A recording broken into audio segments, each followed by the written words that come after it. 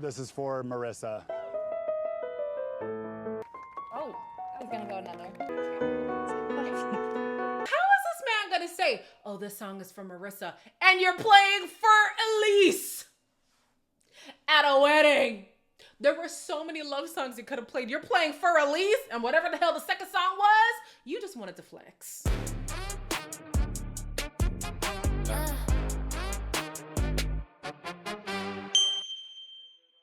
Hello everybody, welcome back to my channel. My name is Queenie. For those who don't know me, reviewing Married at First Sight, Season 20, Episode 2. Before I get into it, please make sure to like this video, subscribe and hit the bell, and leave a comment down below. These videos are coming a bit later than when the show aired because I wasn't understanding the airing schedule, the posting release schedule, whatever. I wasn't understanding.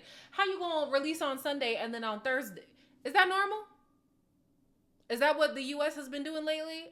Sorry. So once I get used to the schedule, then I'll be on schedule. We're going to start with Marissa and Adam's wedding. We were left on a cliffhanger where she said she knew him. The story is that a few years ago, they met out somewhere. I want to say a bar, but he's so, anal about drinking, so maybe it wasn't a bar. They exchanged numbers and nothing progressed from there. A couple years ago, out at a bar, exchanged numbers, and then we never went on a date. I've definitely thought about her since. Couldn't be more excited. It was so long ago, under a minute, I feel like we met. That was it. That was literally it. Since they already know each other, we don't have to question if there's an attraction there. Clearly, there was enough of an attraction for them to exchange numbers. Now, I want to know why things fizzled out. Like, did they have conversations and they realized they weren't compatible? Did she just give him a number just to, keep herself safe? Let's be honest. And then she wasn't really feeling it. Like, I don't know. I don't know what happened. We didn't get those after moments where they talk about if they find the person attractive or not. I miss those. Like, please give us the in real time reaction to whether or not you find the person attractive. What are your thoughts? Like, what was running through your head at the altar? Come on. Anyways, in their vows, she talks about wanting somebody who shows up for her in the same way that her mom did. Her mom was a single mom raising her, and the love and support that she felt from her mom is something that she wants to give to her partner. He says he wants somebody who he can vibe with to the max. Okay.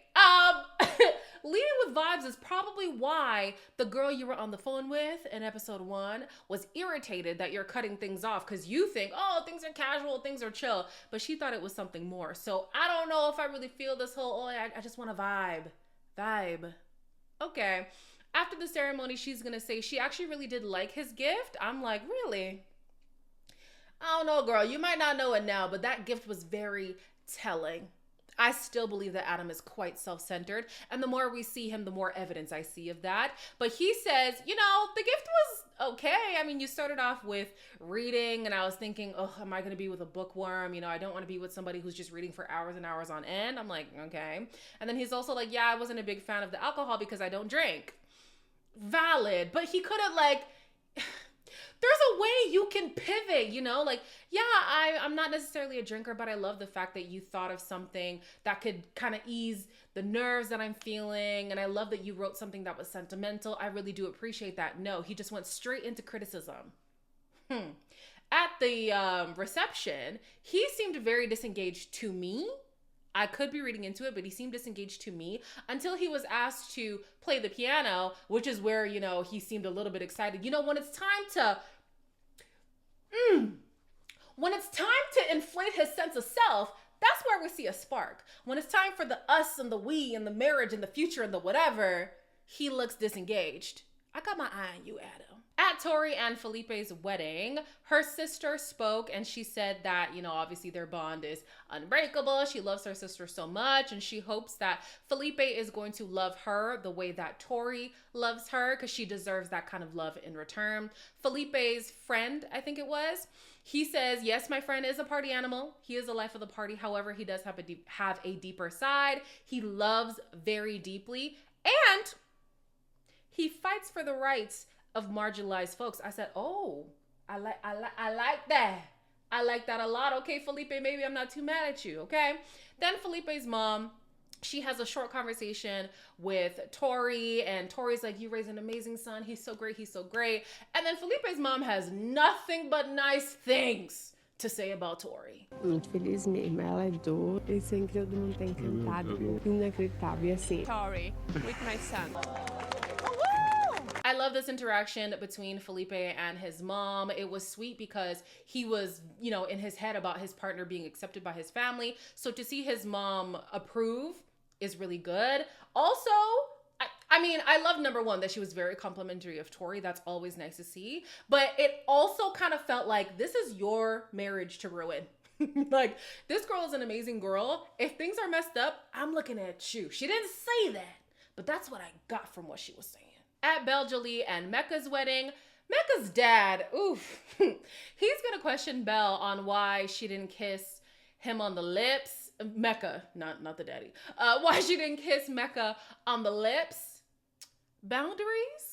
She don't know that man. You kind of feeling him or what? Give him the cheek, she's like, I'm a principal, so I ask questions, so it's all about scoring. I'm gonna say 9. Dang! It just feels authentic. Is he something that you prefer? Oh yeah. As of right now, I am still rooting for these two. However, the self-deprecation is a concern for me regarding Mecca.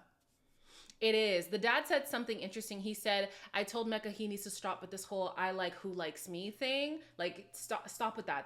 That's not gonna work. And I do agree. Sometimes people who have low self-esteem just go for whoever likes them, even though they might not be, you know, super enthralled by the person. Not great. Mecca then has a conversation with his friends and he's like, oh, what do you guys think the whole kiss thing was about? And they're like, can you stop tripping?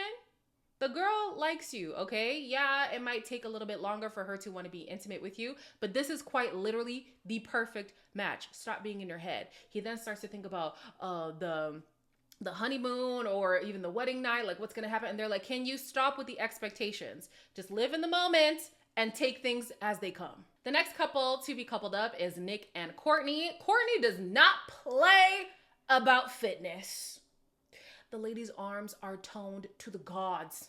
Wow. She says she does want somebody who is athletic a bit, but he doesn't have to be, you know, like a bodybuilder, nothing like that. As long as he's not egotistical and rigid, that's enough for her. My parents did bodybuilding, I did bodybuilding, and if they play a sport, you can just have me, like, oh. Played lacrosse when I grew up in Kentucky. Freshman, I started every single game. I want someone that still drinks, celebrated Christmas, isn't gonna make me wear a turtleneck, and isn't gonna go to church every Sunday. There were a lot of issues where I'm definitely more on the liberal side. I don't want to date a liberal. January 6th. What happened on January 6th? Courtney says that she is conservative and wants somebody who is also conservative. Nick says he leans conservative, but he does have a lot of liberal ideologies. He doesn't go into detail saying what those are. Like he didn't explain where he is liberal and where he is conservative.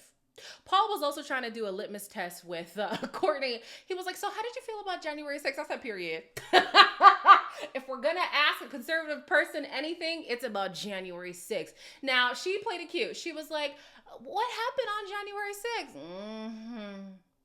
6th? I'm calling BS, but for TV purposes, she's smart to not, you know, to pretend like she doesn't know what happened on January 6th. Anyways, so she says that she has a fear of being abandoned. I'm not quite sure why that's a theme for her in her life, but that is something that she's going into the marriage being worried about. He says he struggles with a lot of loneliness, especially because he's done so much reality TV. He feels like sometimes people just want to be with him because he is a reality TV star and not because of who he is as a person. Now, I'm not gonna lie, I was with Paul when he said, you're gonna have to work twice as hard to prove that your intentions are true. I'm with him. Because 5 shows, and you know the marriages on Married at First Sight are legally binding. This is not no Married at First Sight UK where things are, you know, fluffy for the show. These are legal marriages. You're gonna have to go through a real divorce. And if I'm not mistaken, the Married at First Sight people don't help you with that. So you got to be serious. Now, I'm not going to judge too much because Jamie was also a reality star. She came from The Bachelor.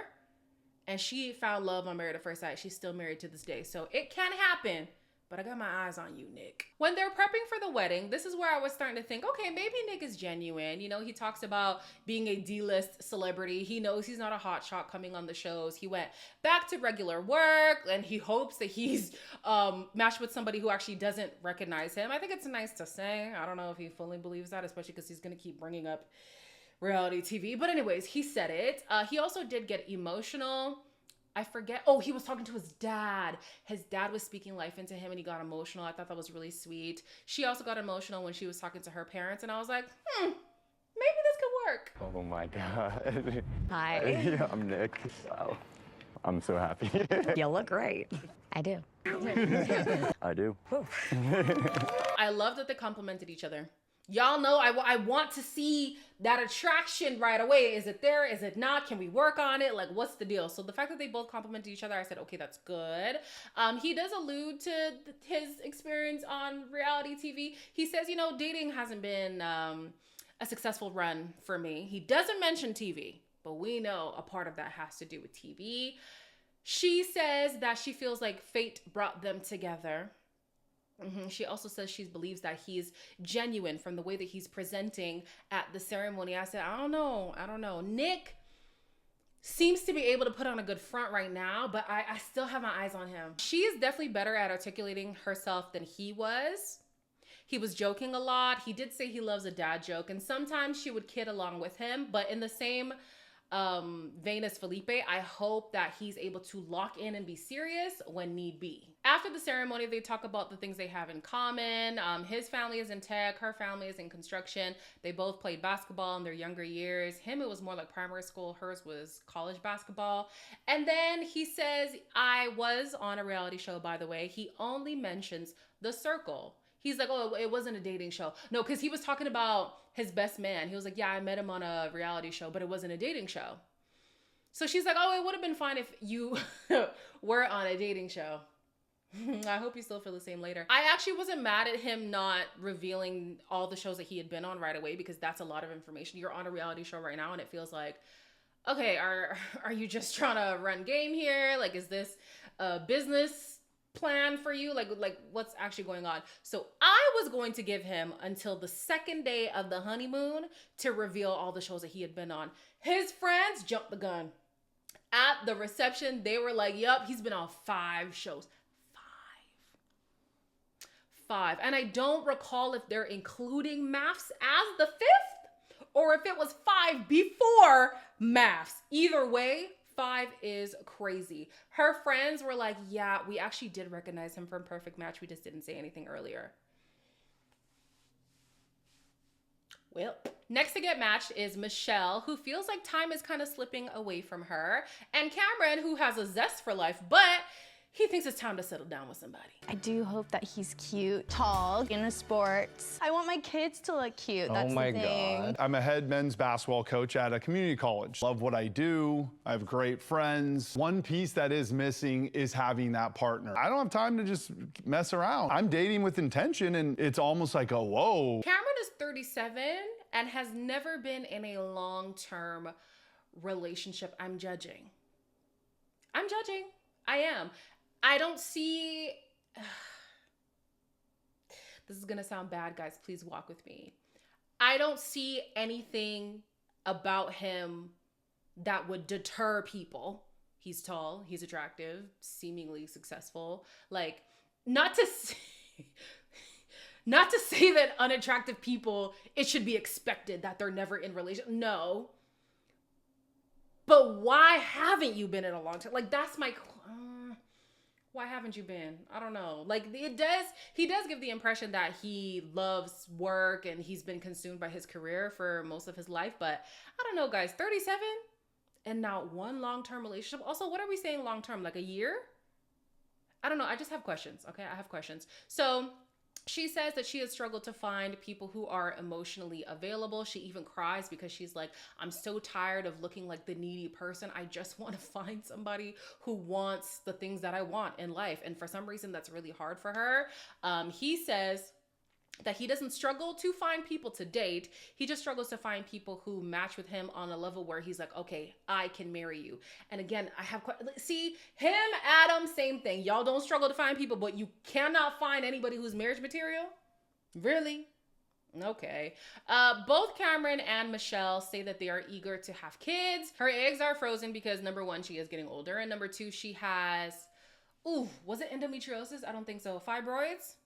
I think it was fibroids. Fertility is gonna be a struggle for her, so she was just being proactive by freezing her eggs, and luckily she's with somebody who wants to have kids, so if they work out, they can get the ball rolling. Michelle's parents were matched by her grandmother, and her mom was like, honestly, as soon as I saw how tall he was, I was sold. I said, period, mama. Hopefully Michelle feels the same because this man is huge.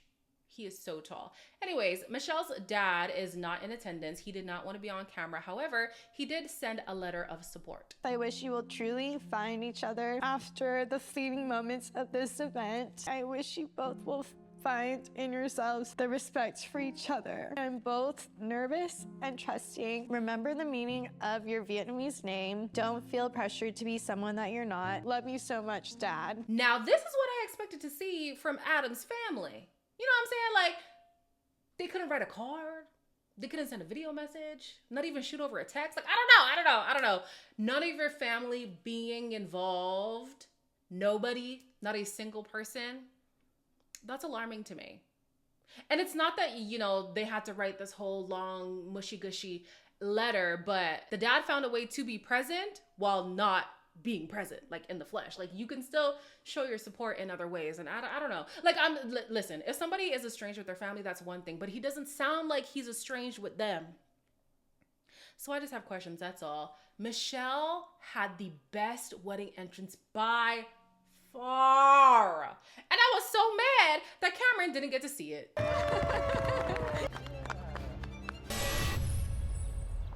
Cameron, I'm you look Michelle. amazing. Oh Nice my to meet you. gosh. You look beautiful. Thank you. You look handsome. Hi, nice to meet you. I'm Cameron. Will you take Michelle to be your lawful wedded wife? I do. Michelle and Cameron. That height difference is insane. Insane. She basically has to look up. Like, he is, oh my gosh, he is so much taller than her.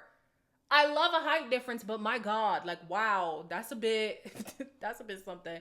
Anyways, they were both a little awkward at the altar. There was one time where the officiant was looking at them to like say something. I mean, he didn't say, this is your time to say something. So I get why they were like, is this our time to speak? I don't really know. I will say though, the eye contact was really good. They decided to kiss on the lips. I said, okay, that's good. That's not compulsory, but they did it.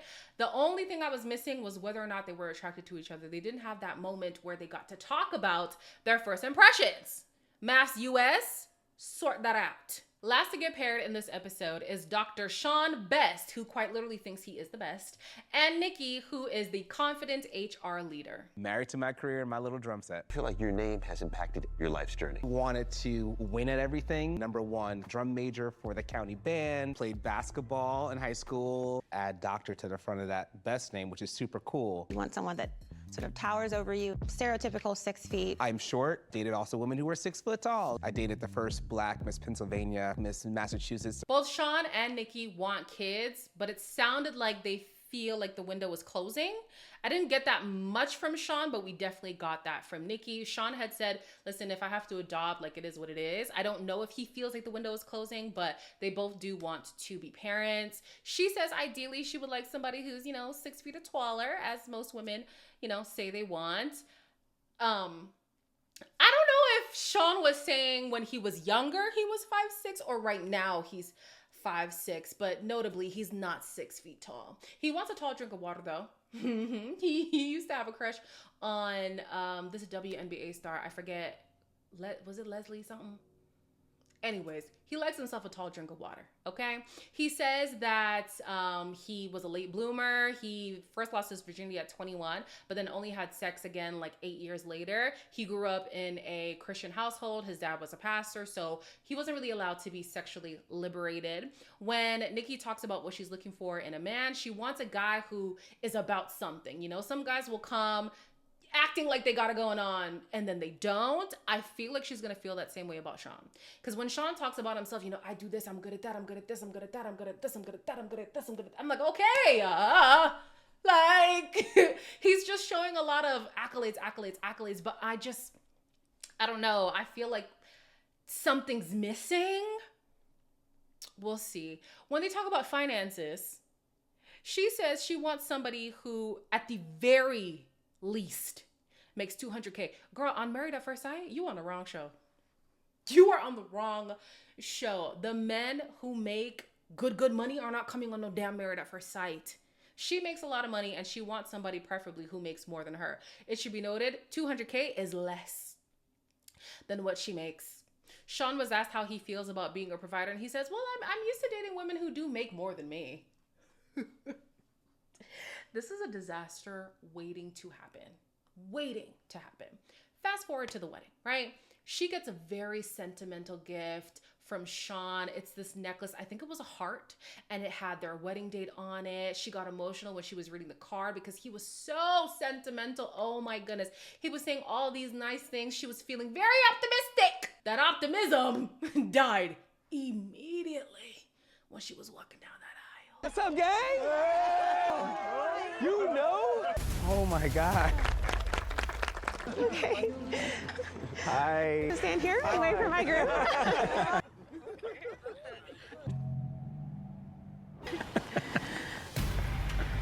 Girl, they did you dirty. They did you dirty.